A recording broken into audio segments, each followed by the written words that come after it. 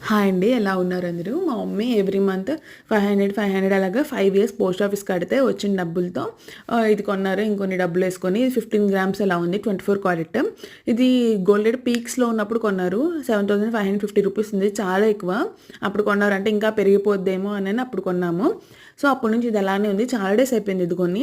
But దీన్ని మేమేమి ఆర్నమెంట్‌గా చేయించలేదు. ఇప్పుడు చేయించాల్సి వస్తుంది. ఎందుకంటే మా తమ్ముడు కాలేజ్ ఫీజు కట్టాలి. సో, దానికోసం బ్యాంక్‌లో పెడతాకి బ్యాంక్‌లో ఎప్పుడు ఇలాగా కాయిన్స్ ఫామ్‌లో గానీ, ఇలా బిస్కెట్ ముక్కల ఫామ్‌లో గానీ పెట్టుకోరు. ఏదైనా ఆర్నమెంట్ లాగా అయితేనే పెట్టుకుంటారు.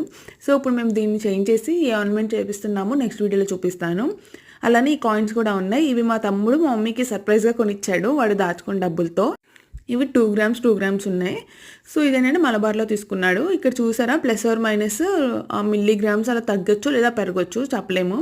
సో, మీరు కూడా మీ పేరెంట్స్ కూడా ఇలాగ డబ్బులున్నప్పుడు కొని మన ఫీజులకి యూజ్ చేస్తారా? నాకు కామెంట్ చేసి చెప్పండి.